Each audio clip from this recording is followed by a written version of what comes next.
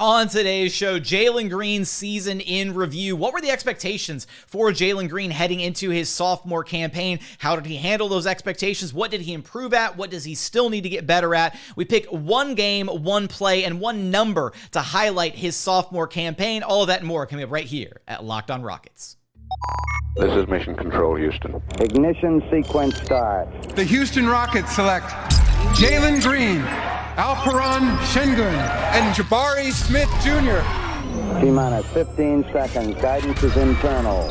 Every time I step on that floor, I'm coming. Hey, Houston fans, I am so happy. You're getting somebody who's going to come in with a chip on their shoulder, somebody who's going to come in and compete from day one. 6, 5, 4, 3, 2, 1.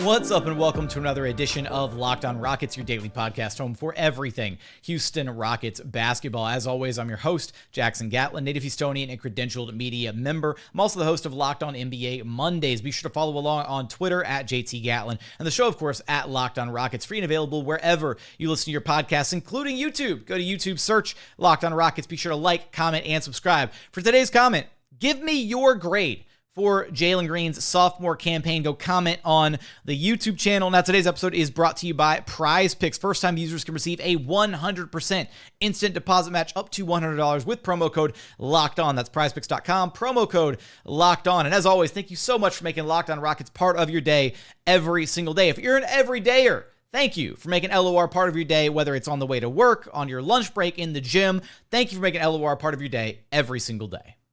Joining us now is your weekly co-host, none other than Rockets Wire editor and host of the Logger Line, the podfather himself, Ben DuBose. You can follow on Twitter at Ben DuBose. Here to break down Jalen Green's 2022-2023 season, and we've got a little twist on how we're going to do this season review. It's not going to be a super generic, okay, Jalen did this, and like we've got an interesting set of wrinkles that we're going to throw in here where over the course of the episode, we're going to revisit at least one game, one play, and one number that stood out to us from Jalen Green's season.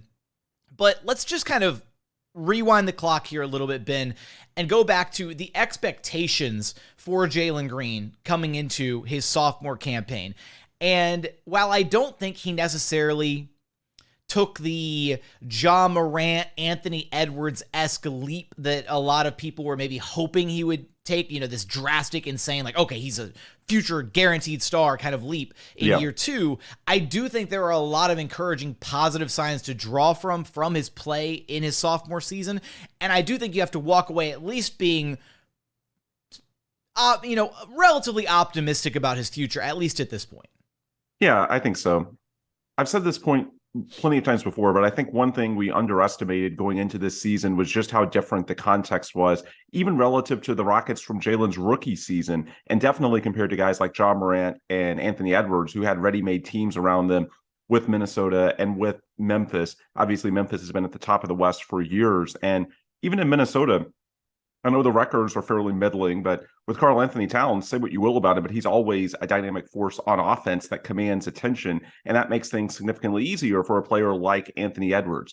With Jalen in Houston, we wanted to see not just the volume stats tick up, which they did, averaging over 22 points per game, but also the efficiency metrics creep up, and those really didn't. But the fact is, not only is this, again, one of the worst teams in the NBA, the worst in Jalen's rookie year, second worst this year, honestly, the supporting cast got worse. You basically replace Christian Wood, and say what you will about him, he's a solid offensive big, with Jabari Smith Jr., who was very raw at just 19 years old. You lost Eric Gordon midway through the year. You had Kevin Porter Jr. go out for basically 2 months. I know that this was still a rebuilding team, just like Jalen's rookie year, but honestly, even compared to year one, the supporting cast for Jalen was a lot worse. And yet in year two, the supporting cast got worse, and you expected him to take on a much higher workload. So while you would expect a player to get better from year one to year two, he has gotten stronger, he has worked on his technique, he is more used to his competition, and so on and so forth. That's sort of offset by these headwinds that now he's the definitive number one guy on the Rockets. He's the top scorer that every opposing defense is drawing up their game plan to try and stop.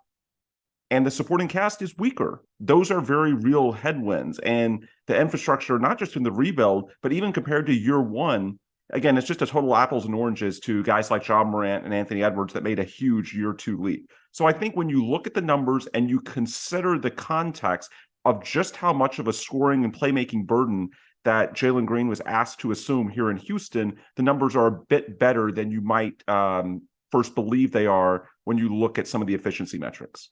And I couldn't agree more, especially with when you look at, coming into the season, right? There was the expectation, okay, he's the number one guy on opposing team scouting reports, and everybody's going to be game planning their entire defense to stop him specifically. Whereas last year, right, he was at times, I don't want to say an ancillary piece, right? But at times last year, right, he had, Christian Wood, he had Eric Gordon, he had different guys kind of around him, ahead of him, maybe in the pecking order that other teams also had to account for. This year, it was just, okay, we're stopping Jalen Green number one, and he had to adjust to that. He had to realize in real time, okay, how do I beat these defenses that are now strictly game planning for me? And then on top of that, he had the playmaking burden thrown on him, which I don't think he was necessarily expecting, but especially when Kevin Porter Jr. missed that 20-game stretch that he missed this season, Jalen was thrown into the fire as the primary playmaker for the Rockets. And this was not long after Steven Silas went on that podium and said, I don't feel comfortable with Jalen Green as my primary ball handler, and I have to have one of Eric Gordon or Daishen Nix out there to essentially babysit him. And then he was tasked with running the offense. And I think that when you look at those things, the playmaking, we'll talk maybe a little bit later on about his increased ability to get to the free throw line, all the different things that kind of came to fruition this past season, you've got to be really encouraged about how he navigated that sophomore campaign. Yeah, and I'll say, even compared to some members of his rookie class, like Evan Mobley in Cleveland and Scotty Barnes in Toronto, who had a bit of a dip in year two after winning Rookie of the Year, it's not just about Ja and Anthony Edwards. Those are the high-end outcomes from previous drafts. But even if we look at his particular cycle, the playmaking burden that Jalen was basically expected to assume very early on in his NBA career is unlike even his peers from the 2021 draft class. And I suppose Cade would have, but Cade missed nearly the entire season in Detroit due to injury. So when we're looking at the top four, top five guys, Jalen is the only one that was asked to do everything that he was asked to do by the 2022 to 23 Rockets. So while you good job saying top 4 or 5, because if you go down to 6, then you got to include Josh Giddey in there. So nice job. Yeah. But I just mean the guys at the top of the draft class, guys that were in play for the Rockets when they made that number 2 overall pick, because we know the narratives. Did they make the right call? And so on and so forth.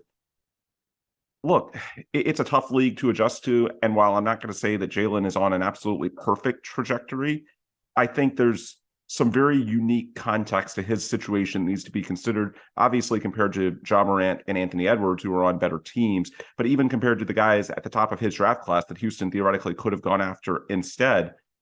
I think what they're asked to do in their situations is very different. And so you have to keep that in mind when you're evaluating Jalen. Coming up, one game, one play, and one number that stood out to us from Jalen Green's season, as well as how we grade his season overall. We're going to get there in just one moment. But first, today's episode is brought to you by Prize Picks. Next game, how about Nikola Jokic to score more than 26.5 points? Or what about LeBron James to have more than 7.5 rebounds? Maybe Kevin Durant to have less than 6.5 assists? Or how about Steph Curry to have more than 3.5 three-pointers made? So what is Prize Picks? It's daily fantasy sports, but how does it work? Basically, you pick 2 to 6 players. If they score more or less than their Prize Picks projection, you can win up to 25 times back on your money on any entry that you submit. There's no competing against other people. It's just you versus the projections available. Prize Picks offers projections on any sport that you watch. That's NBA, NFL, MLB, NHL, PGA. We've got you covered for all the action. Entries can be made in 60 seconds or less. It's that simple. They're safe. They offer fast withdrawals. Currently operational in over 30 states and Canada. And now, every day of the NBA playoffs, one PrizePicks user will win a chance at becoming a millionaire. You can find more details at prizepicks.com/million. But right now, go download the PrizePicks app or go to prizepicks.com to sign up and play daily fantasy sports. First-time users can receive a 100% instant deposit match up to $100 with promo code LOCKEDON. If you deposit $100, PrizePicks will give you $100. If you deposit $50, PrizePicks will give you $50. So don't forget to enter promo code LOCKEDON at sign up for an instant deposit match up to $100.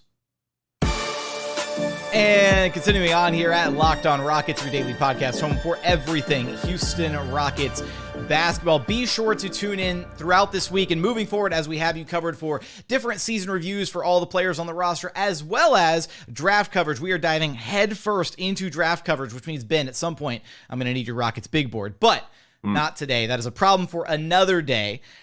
Let's go ahead and continue on here, focusing on Jalen Green. And let's start with one game. And I will defer to you just on the off chance that we have picked the same game here. But give me your one game that stands out from Jalen Green's sophomore campaign. Yeah, and I'm going to guess we have not picked the same game because this was not a memorable one at all from the standpoint of the result. But I'm actually going to go with the loss in Cleveland at the end of March, where he went for 30 on 10 of 17 shooting. And the reason I bring up that game, first off, I feel like it'd be a bit unfair if I cherry picked a win, given that they were 22 and 60. Look, these Rockets were defined by losses. So we spent segment one talking about some of the obvious context to Jalen's situation. To me, that is an obvious one. You go into that Cleveland game, the Cavaliers were at home. They could clinch the playoffs with a win. They were juiced. They don't like Jalen Green. We know what he said, or reportedly said, the Jake Fisher article that came out about not having any interest in playing for the Cavaliers. We know the fan base in Cleveland loves to hang over, at least on Twitter, Rockets fans, this idea that Houston botched the 2021 draft by not taking Mobley. It was a setup for the Rockets to run into a buzzsaw. On the road, they're a bad team. The Cavaliers are at home. They're a much better team. They have the playoffs to clinch, everything going their way. And yet the Rockets were within 5 at the end of the third quarter. They were very competitive in that game, lost by 17. But even with the 17-point loss, you look at the plus minus, Jalen Green played 35 minutes. He was -4. The Rockets were almost level when Jalen was on the court in that game. And Jalen, of his, I mentioned 30 points, 10 of 17 shooting. He made 5 threes. Jackson, do you remember how many threes his teammates made combined? In that game, I'm gonna say like 3, 2, 1.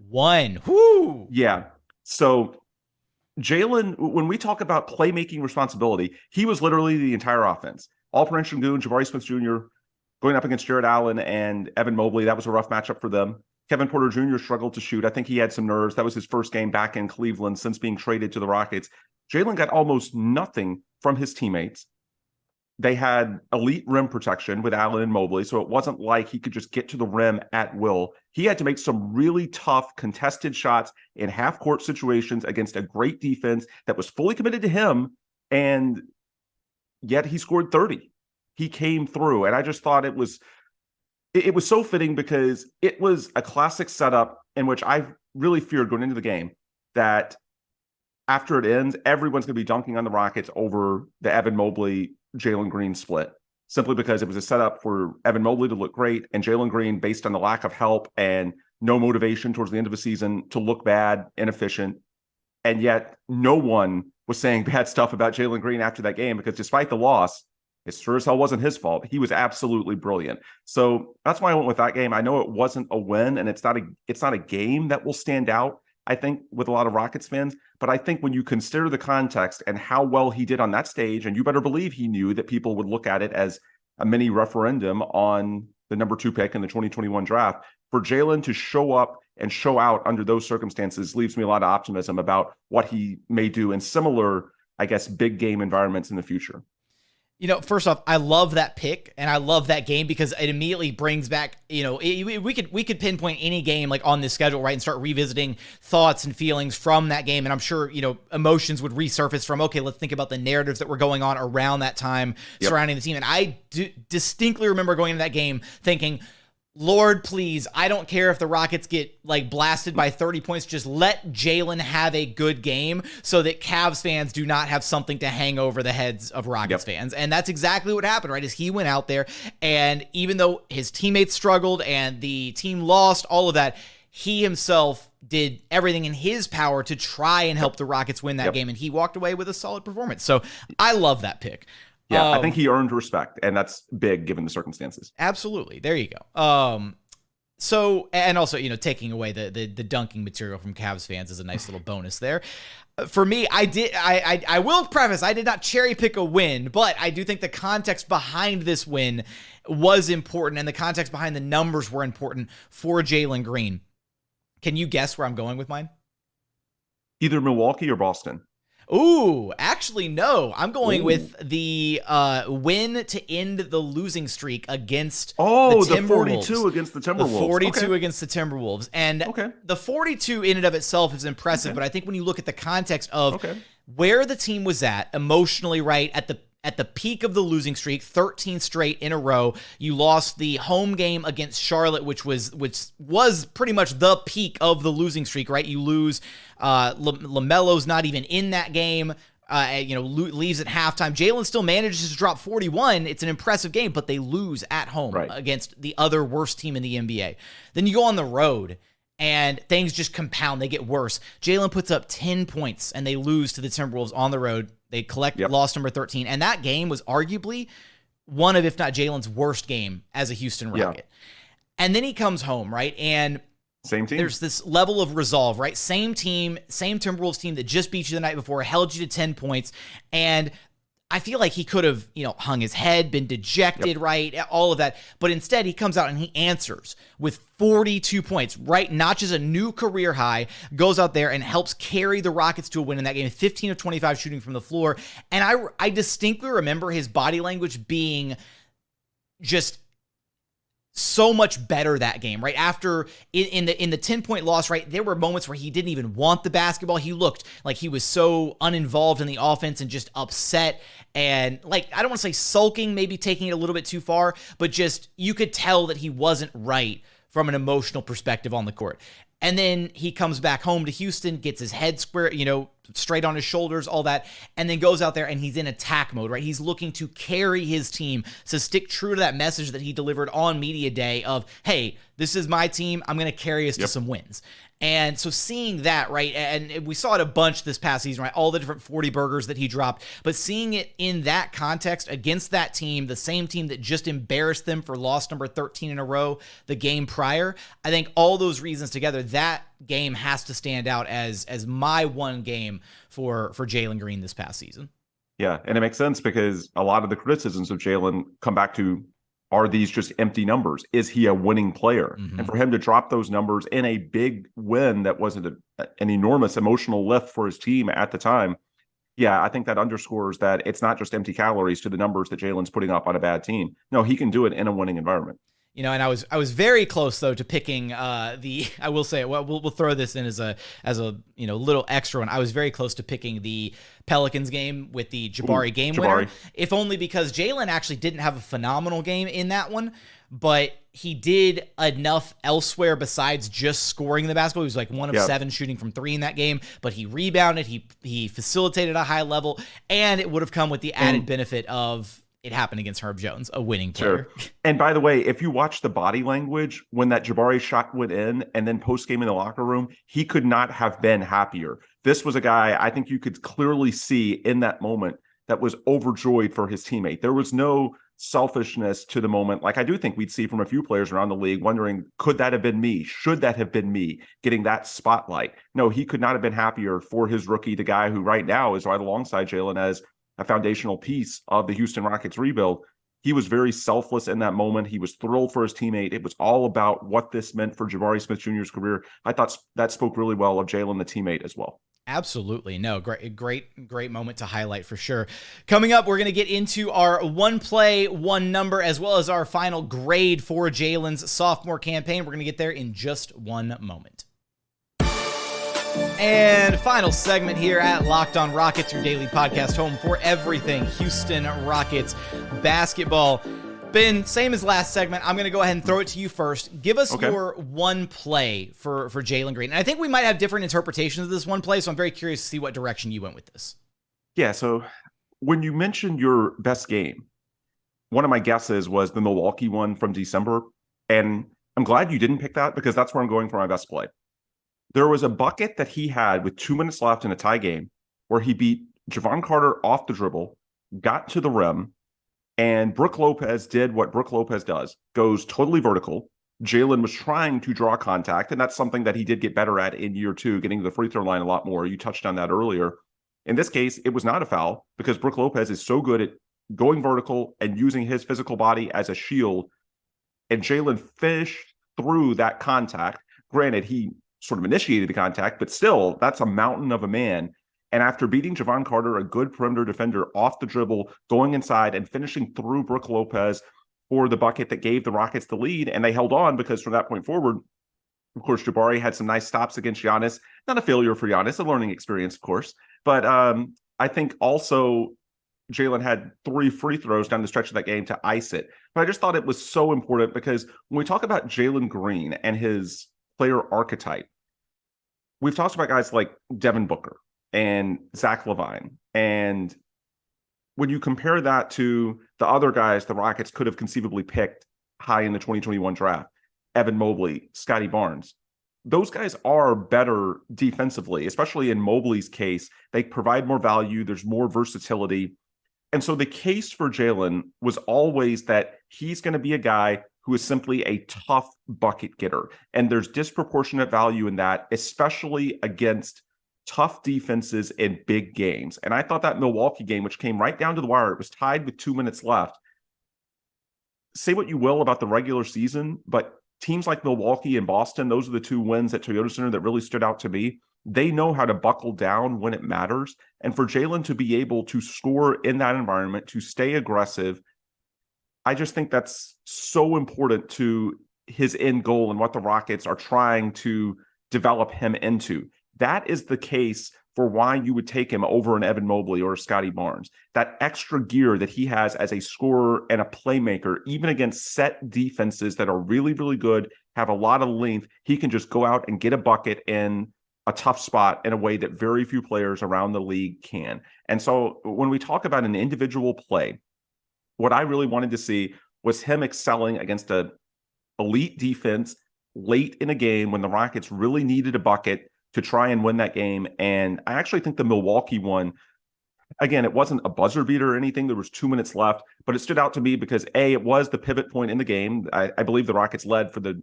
duration. So it was the one that put them ahead to stay. And then also, you know, it ties into the work he did on his body in the offseason. The fact that he was able to finish through contact from Brook Lopez. If I remember correctly, Jalen actually flexed after he made that bucket, you know, showing his muscles. Yeah, because I don't think that's something he could have done as a rookie. So it shows you the work he had done off the court. It showed you a key bucket at a key time. And I just think it's just so important because when we talk about the long-term vision of Jalen Green with the Rockets and how he can be a star and why the Rockets picked him over guys like Evan Mobley and Scotty Barnes high in the 2021 draft, it depends on getting those tough buckets late in close games against great defenses. And I thought that was a really nice example of it. And it was a stretch in which, let's be real, that was the best the Rockets played all year from late, I would say November around Thanksgiving, all the way through mid-December. They had a stretch where they won 6 of 10. They won 5 straight home games. They beat teams like the Bucks, the 76ers, the Suns. That was the best stretch of ball they played all year. Jalen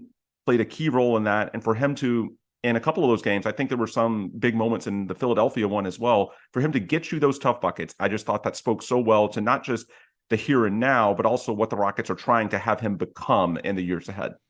No, and I it's when you brought up the flexing thing, I had to double check my soundboard because I thought I had that soundbite of Alperen Sengun talking about I love my muscles, but then I remembered that was actually via translator. Oh man, what I would give to actually have Al P on the soundboard saying I love my muscles. I would use that every single time he flexed after a dunk. Anyways, no, I do completely agree with that. I love that play, that moment that you highlighted. Because I do think those games, it's curious that neither of us picked like some of the biggest wins that the Rockets had this year, right? Again, they beat each of the Eastern Conference top 3 seeds, and neither one of us picked those games as our, maybe we should both be fired from this. I don't know. But anyways, no, I love that moment that you highlighted. I actually went the opposite end. I went with defense. Okay. And we're going to have to go all the way back to just right around maybe what you can classify as the start of that stretch that you just alluded to. The Hawks game at home, late November. Ooh. Okay. And late in that game, so obviously this was the game, remember, where DeJounte Murray tapped Jabari Smith Jr. on the head. And post-game, Jabari Smith Jr. famously said we had to do some straightening. We had to let him know that was not cool. And that was the little fella game too. Yes. Oh man, such a great game for so many different reasons. Jabari with the amazing post-game quote, with the response by the Rockets, who trailed by a wide margin that game and roared back and were able to come away with the win. Felt great.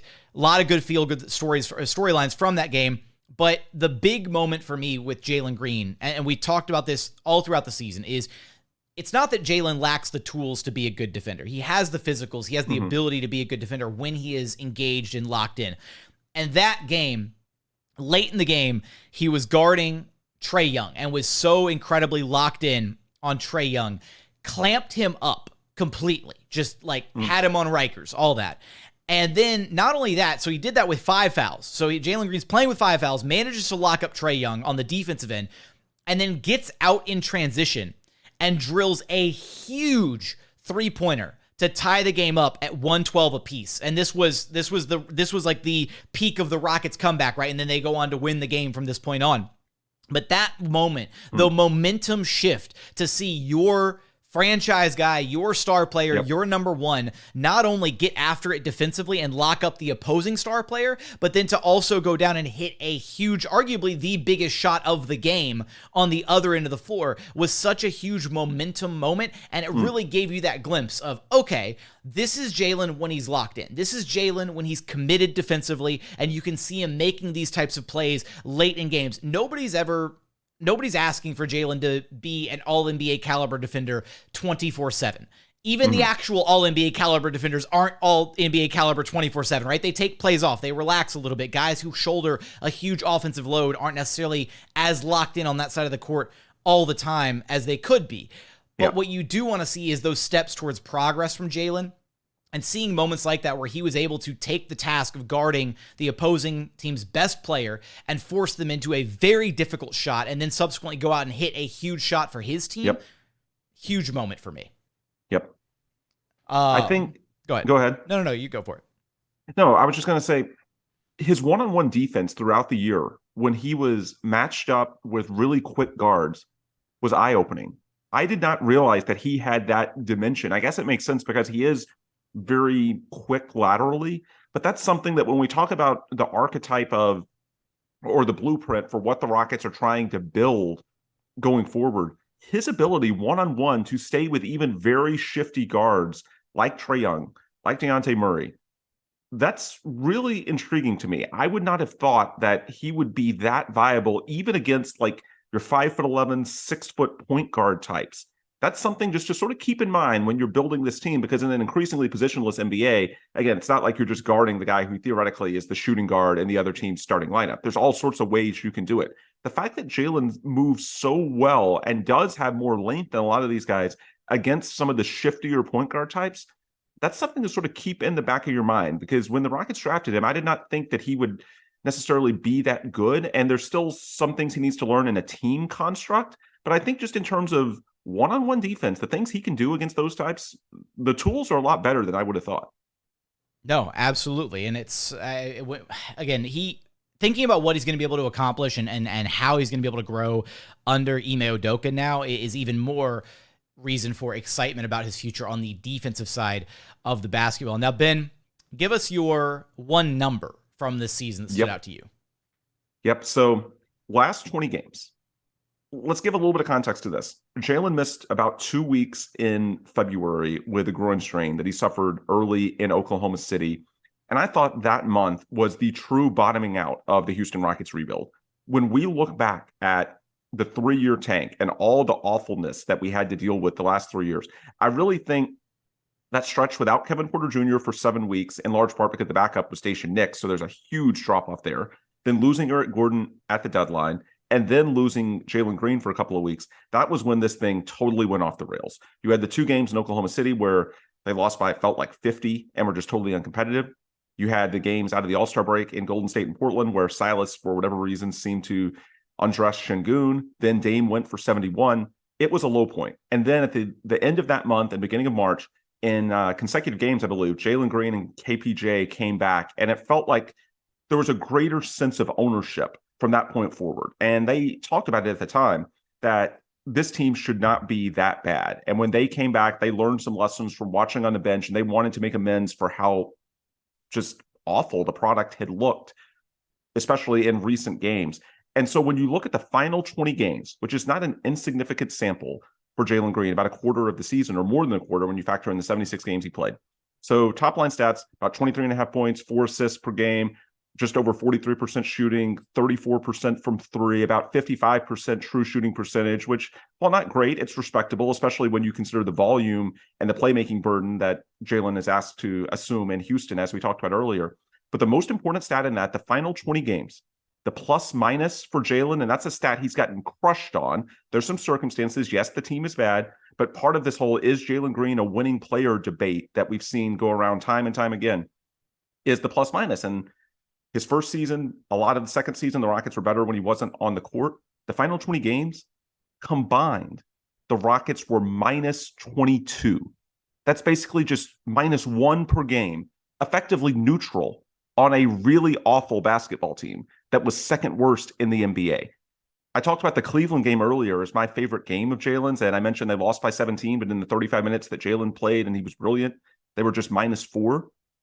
That sort of dovetails with the final stretch of the season as a whole. It wasn't like Jalen was just putting up these numbers of nearly 24 points per game on not great, but solid efficiency. He did it in a way that helped the Rockets compete.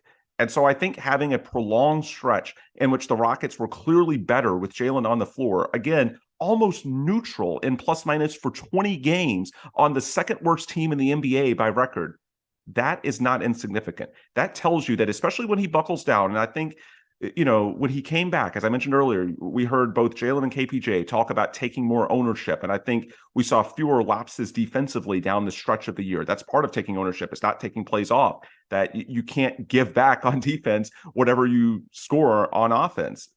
At that point, it comes out a wash. And with the lack of talent on the team, you're going to get blown out.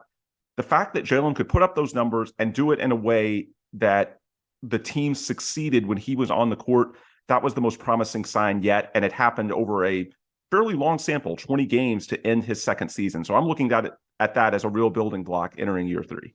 I love that plus minus stat. That's really solid, especially you're right. 20 game sample size. I mean, about a quarter of the season, over a quarter of the season. When you look at the games that Jalen ultimately missed, I think that's not inconsequential numbers to think about moving into next year. I went with a very specific niche stat that I wanted to kind of dig up, and I was curious to see. My number is 39.2. And the stat that I went with, that I dug up, was 3-point percentage when you are wide open. So legitimate, wide open 3-point percentage for Jalen Green. Because I thought about so much of this past season, and for all the reasons that we've highlighted and pointed out throughout the show, so much of what Jalen Green had to do to work for his offense, right? Very few, if any at all, easy opportunities given to Jalen.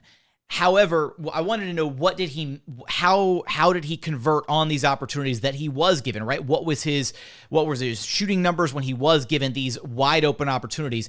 And I think that's a really encouraging number when you look at the ability. And I didn't go with just raw catch and shoot numbers though, because I wanted to know what it looked like when he was actually wide open, right? So that could be maybe he completely shook his man. Maybe he pulls up in transition. Maybe it's because somebody else did generate a wide open shot by breaking down the defense and he was the benefactor of an assist. I wanted to know just how is Jalen feeling when there's nobody near him, right? And he gets a wide open look, because I do think that moving forward, one of the ways for Jalen to be more effective, right, is he clearly has talent. You can put the ball in his hands and you can expect him to generate offense for himself, for his teammates, and he's probably going to, I don't know if he'll ever be like a true like heliocentric James Harden, Luka Doncic type guy, but I do think for the people that maybe, champion the parallels with like a Devin Booker type or a Bradley Beal type, this stat should be really encouraging, because it kind of shows, hey, if you maybe get a little bit more creative about how to open Jalen up a little bit, get him some easier looks where he is wide open, where he doesn't have a hand in his face or a defender pressed up on his chest when he's trying to generate some offense, then he's going to be able to convert on some of these shots at a pretty decent clip. So That's why I went with this number, and that's why I didn't go with just like straight raw catch and shoot data, because I want, and I take it with a grain of salt, because NBA tracking data can be a little finicky at times. But I thought it was interesting just to see how Jalen was actually able to convert on these wide open looks, because they are so few and far between for him. Yeah. And I don't have the numbers right in front of me, but there's a stat that's floated around Twitter a lot of just how much better both Jalen and Alperen Sengun are when they play together, as opposed to when it's just one of them. And honestly, that could be why, because Sengun is the one guy, with the way the Rockets are currently constructed, that you're more likely to get open Jalen looks through basically using him as your hub. Because we've talked about Kevin Porter Jr.'s limitations as a point guard a lot. And so I think the fact that when Jalen and Sengun share the court, the fact that you see an uptick in Jalen's efficiency, to me, that sort of dovetails with your point on the things that he can do even better if you're getting him clean looks and he's not having to assume all of the on-ball creation reps. And perhaps that plays into a potential James Harden pursuit in the offseason, by the way. We've talked about ad nauseum Kevin Porter Jr. and how good of a catch and shoot threat he is and his numbers. It's just who's going to do the creating for him to get those catch and shoots in Houston. And now you're talking about Jalen Green. I know it's not just catch and shoot numbers, it's wide open, but the bottom line is an open shot is an open shot. And so perhaps that plays into the guys they look into this offseason. Maybe it's Harden, maybe it's somebody else. But if you can get another playmaker and get your guards more open looks that are in rhythm, all of a sudden those efficiency metrics could climb in a hurry. All right, Ben, we're going to round out the show here with our final grades for Jalen Green's sophomore season. I'll let you go ahead and take first stab at it. How would you grade his season? I'm going to give it a solid B. I didn't see enough in the efficiency metrics to go B plus or A minus. I feel like that would be stretching it. When you're the number 2 pick of the draft, the bar is high. So while I think if this was like a second round guy, I might be tempted to give him a higher grade, I think Jalen holds himself to a higher standard. And so I think he would be, I guess, receptive to this as a fair grade. I think when you consider the context, he took some clear leaps forward. And I said this on Twitter this morning in the context of Steph Curry yesterday, not saying Jalen Green, Steph Curry, don't take me out of context here. But there's actually people whining about Curry dropping 50 in a Game 7 victory for the Warriors because he took 38 shots.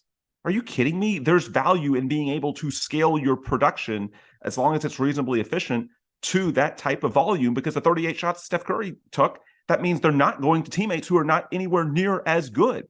It's just many times players can't handle, their bodies break down, their efficiency tanks. They can't handle that type of increased workload. So for Jalen to be able to take on the enormous increase in shots, in playmaking, in scoring that he was asked to do on a worse team in year 2 with the Rockets, and to be able to hold the efficiency relatively level and, of course, improve his counting stats, when you adjust to the context, it's actually pretty intriguing in terms of what that means for his future, because now that you're going to be entering an offseason with the cap space to fortify this roster, give it more depth, hopefully give it more playmaking, as we were just discussing, then all of a sudden that gives you a point in which now you've seen the counting stats increase. Can we see the efficiency increase once he has a better supporting cast around him? That's the next step. And while he hasn't done it yet, I'm pretty optimistic. The final point I would make is that, again, while the team went 22-60, if you look underneath the hood, you can see, especially as the year moved along, he did make more contributions to winning. He did it in a more productive environment for his team. And that's why I went with minus 22 combined over the final 20 games, almost neutral in terms of the Rockets, a bad team when Jalen was on the court. One way that I'm sort of sympathetic, you remember the Locked On NBA at the start of the year with Matt Moore and the Miami guy, when they were talking about, you know, would Jalen just eventually be a sixth man, trending towards that? Yeah. And the guy got obliterated on Rockets Twitter. And I understand why. It's just way, then it was just after 1 year. Even now, it's way premature. Where I do have some sympathy for those guys is that with a player archetype like Jalen, the line is so thin between, are you just putting up numbers? Because it's not like he's a huge difference maker defensively. Now, you know, you talked about earlier, there might be room for optimism there.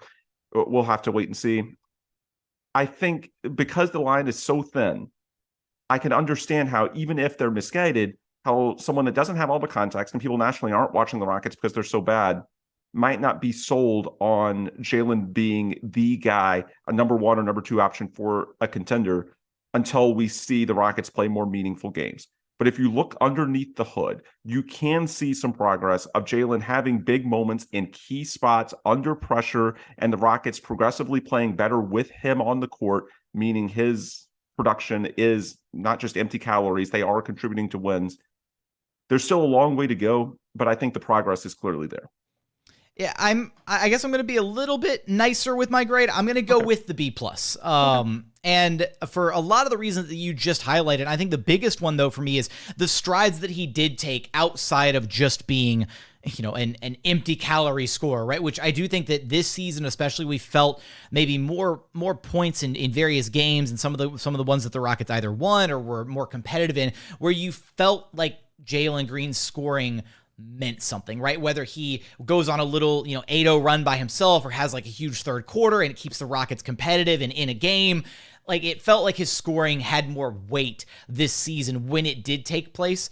Yeah. And then I would add the qualifiers on top of it, right? Like, how was he scoring, right? So the 3-point shooting, still across the board, not quite where you want that number to be, but just, it felt like more consistently he was hitting his threes at a bit better clip this season. The free throw shooting is a big one, right? Generating those opportunities at the free throw line is huge for him. There were a handful of games this season where Jalen couldn't hit the broadside of a barn if he was trying to, right? But he just learned that he could just tuck his head down and drive it to the rack and draw a foul, right? And try and get himself going that way. He had a handful of games where he couldn't hit anything and still finish with north of 20 points because of the free throw shooting and adding that element to his game. And then the biggest one, though, for me is playmaking, right? If you're, and Ime Udoka talked about this during his, introductory press conference for the Rockets.